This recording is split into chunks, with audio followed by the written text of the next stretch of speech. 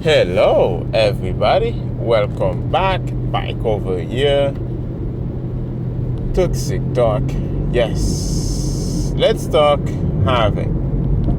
The Bitcoin halving. And when I first got into Bitcoin years back, and I heard about this thing called halving, and they was back in the day. They only say halving, and I just thought, I said, okay, well, that's halving. Okay, I don't think that's true. And these are one of the things when you first heard of it, and you're like, oh, maybe that's too good to be true. And then I dismissed it. I said, okay, I don't think that's real.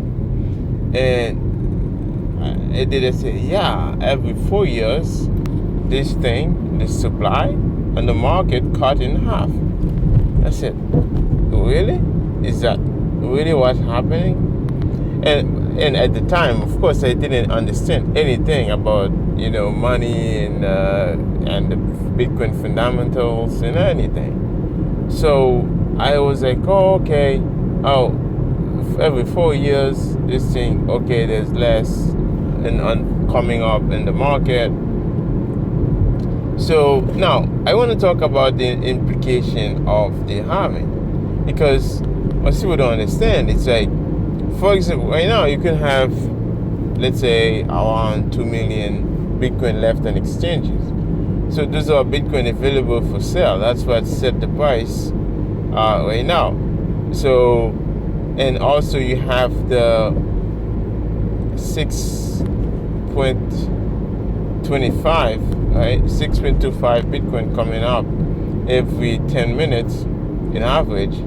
That's pushing down the price, because every time you have that, you have those miners get paid, and they have to buy energy. They have to sell some of those Bitcoin to pay for their electricity and all their bills. So this put pressure on Bitcoin. So this is how Bitcoin pay for its survival on this planet. So we're living. So basically, that's how it's paying to live, right? And this is why Bitcoin can't go bankrupt, because nobody is responsible to pay those subsidy. Right? It pays it on itself. Bitcoin is the thing, right? Bitcoin is the value of the thing. That's why when people say, "Oh, Bitcoin is not backed by anything." Well, Bitcoin is backed by itself, right? That's how all the miners get paid. They get paid by Bitcoin, right? So Bitcoin is the money. So now let's look at the implication of every 4 years this price cut in half. Well, first of all, every 4 years, you I don't know if you notice, you see the price pumps, and the problem with that is because of this supply shock, right? So when you had with the market, right? It's we used to buy every time. You have people DCAing and buying every month, every schedule. They set their schedule, and you have miners accumulating too, and then you have a shock in the market. So those miners, they are getting less, like they're gonna have half of their money to pay their bills. Now end up with troubles. You're gonna panic if you didn't prepare that ahead, right? You get in trouble. So, and at the same time, you have more and more people anticipating that supply shock, right? So they are like, oh, okay, well, there's gonna be a shock. I better get as many Bitcoin as I can, right? So, and then you have and the mania, right? The mania comes at the end. When you see all those people see the price coming up, they're like, oh, I'm late, let me get in, right? The FOMO, right? The fear of missing out. So because of that FOMO, and you have this massive spike in the price, and the spike ended up with a very drastic drawdown that really end up with a lot of pain on the market. And then you have this all those people didn't believe in it, but they understand it. They are like, oh yeah, it's a scam and it's bad and all those things, right? Because they lose a lot of money. That creates that, behavior. But this is the way Satoshi had to, make the supply, release the supplies of Bitcoin. Well, first of all, the supply is set in time and stone. So basically, when the supply of Bitcoin, this is why most people don't understand. It's like, hey, I can create more Bitcoin. Well, even if you fork the code, whatever you soft fork or hard fork it, you cannot increase the supply. Why? Because even if the community itself, that's why I don't care about the community. Why? It's because even if the community itself want to put on together and democratically vote something, they can't change it. Yeah? It's not a democracy, it's freedom individual. You run your own node, it's one node, one vote. Right? You don't have to care about what the community have to say. Right? If it was a democracy, it would be a flawed system. Right? You could just convince the majority, right? a big majority, to fuck it up. Right? So you could just, tell them, promise them, you're gonna give them some things like politicians does, and then you just fuck the code. Right? You could do that, but no. The way Bitcoin is designed, it's designed in a way that it's set it's in time. The schedule is in time. You can't make it faster. You can't make it slower. It's just in time. Bitcoin is time, right? So if you look at the Bitcoin series, the mathematical series, you will understand what I'm saying. So it's not about the coin. The coin, I mean, the coin is just a concept, right? There's no Bitcoin on the code or anywhere. You only have Satoshis, right? You just only have 21 quadrillion Satoshis, right? That's all that they have, right? That's all that's there. So every other things, they are just, the Bitcoin is 21 million sats. Is just like the 21, I would say 100 million sats is just a concept, right? So it's just like I can say a 1 millisat, 1 milli Bitcoin, right? So that's just a concept. But now I want to focus on the halving and why it's so important, because for the supply, Satoshi didn't want to just say, hey, let's just set the supply and just like, this is 21 million from day one. All this 21 million is all in the market, and the market decide and everything. Oh yeah, that could be another decision. And you will need to secure the system. It's a network. You need it to be secured, right? You need energy to be expanded to secure that network. Well, who's going to pay for that, right? So that's why you release the supply in a way that it's mathematically free, in a free market where you have to compete, right? There's a competition, right? The strongest win. If you're weak, if you're a zombie company, you can't survive in a Bitcoin economy, right?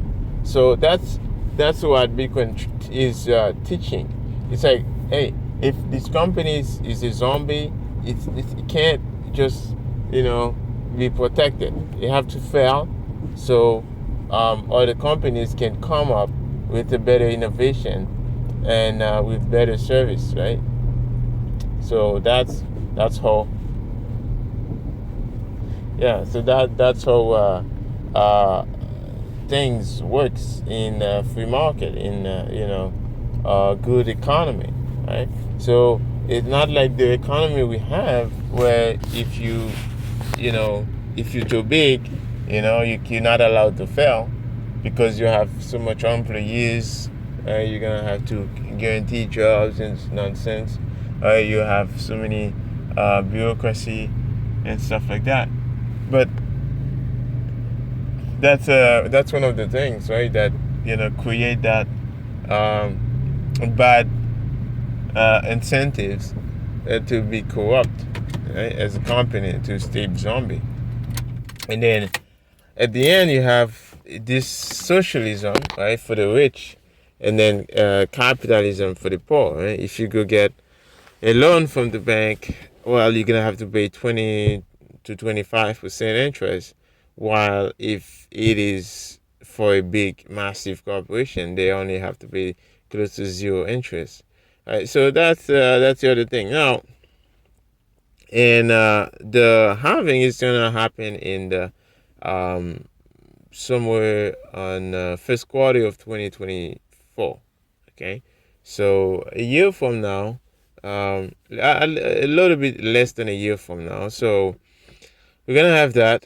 So and it's gonna be amazing to see how many people get fooled, right? Because they don't understand it. They're just gonna FOMO in. It's gonna be interesting to see how many of those all those ghouls popping up everywhere. You're gonna have all those scammers, right, coming up with all the schemes. Like they're gonna come up with all those genius ideas to tell you how to, convert your Bitcoin for their ideas, and all those things gonna come. So it's up to you. For you guys who have been with me the whole time in the bear market, listening to my podcast, you already get it. You already know it's only Bitcoin only. You already know it's stacking sats. Take your time. You don't have to buy what you cannot afford. You just buy what you can afford. You just the CA. It doesn't have to be like a certain amount, whatever you can afford, right? And then the way, just take your time, lower your time preference and stuff like that. Then you're okay for the bull market, right? The bull market, like, can be as easy to navigate as the bear market. Like the bear market is hard because it's price is going down, and then you have the fear. You're not certain. You always have to keep on checking and keep stay up to date what's going on, right? All those things. But the bull market, you get excited sometimes. You're like, you want to be able to navigate that in a good way too, right? But yeah, so I just wanted to talk about this. And when you see the price pops and things going up, you just have to understand that Bitcoin is an exponential function. So it has to go up, and when it goes up, and it has to flush those excrements, all those toxic scammers, and all those people who didn't understand it, all those leverage traders, right, out. So once that flush happens, then you're gonna have the recapitulation. So us who understand it, who can DCA, now we're gonna keep stacking, and then you're gonna have this the other bull market, right? So that's basically how it works. But at the end of the day, one Bitcoin is equal to one Bitcoin, and Bitcoin is infinity divided by 21 million. So whatever your Satoshi is infinity compared to the fiat worthless paper you're using, or whatever the digit you have on your bank account. Anyways, this was PieCover Toxic Talk. I'll see you again in the next Toxic Talk. So I had to go away for 2 days. Now I'm back. Hope you guys are having a wonderful Monday, and I'll see you again tomorrow. Thank you for listening.